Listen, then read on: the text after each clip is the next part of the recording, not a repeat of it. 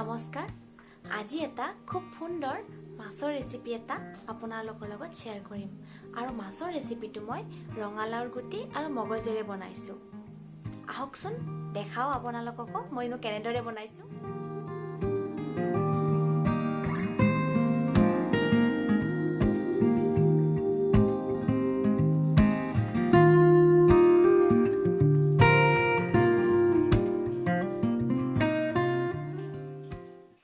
এই ৰেচিপিটোৰ কাৰণে আমাক লাগিব ৰঙালাওৰ গুটি আৰু মগজ অকণমান।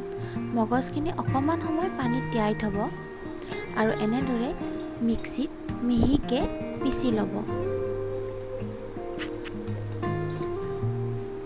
আৰু তাৰপিছত চেকনিৰে এনেদৰে চেকি ল'ব।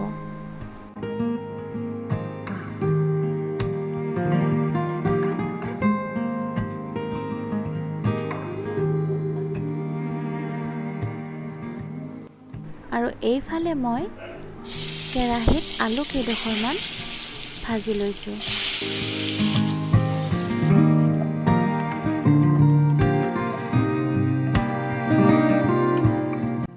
আৰু সেইখিনি তেলতে মাছ কেইডোখৰক এনেদৰে ভাজি লৈছোঁ।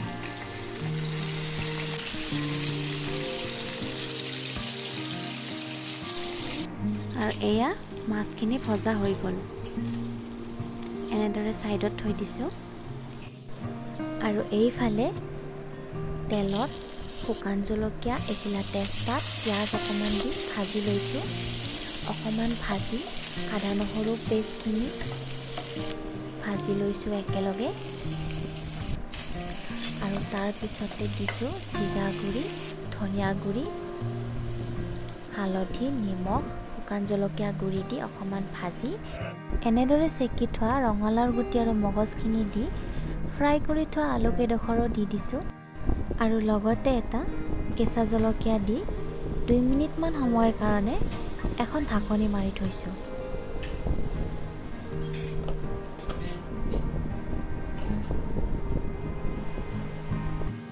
আৰু তাৰে পিছতে ভজা মাছ কেইডোখৰো এনেদৰে দি ঢাকনি এখন অলপ সময়ৰ কাৰণে মাৰি থৈছোঁ।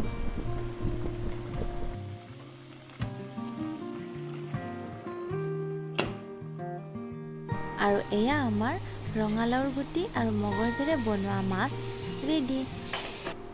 আপোনালোকেও নিশ্চয় ট্ৰাই কৰি চাব। দেখিবলৈতো খুব সুন্দৰ হৈছেই আৰু লগতে খাবলৈ বহুত সোৱাদ লগা হৈছে। আপোনালোকে যদি মোৰ ভিডিঅ'টো ভাল পাইছে লাইক কৰিব, শ্বেয়াৰ কৰিব আৰু যদি প্ৰথমবাৰ চাইছে তেতিয়াহ'লে ছাবস্ক্ৰাইব কৰিবলৈ নাপাহৰিব। ভিডিঅ'টি চোৱাৰ বাবে ধন্যবাদ আৰু আজিলৈ ইমানেই।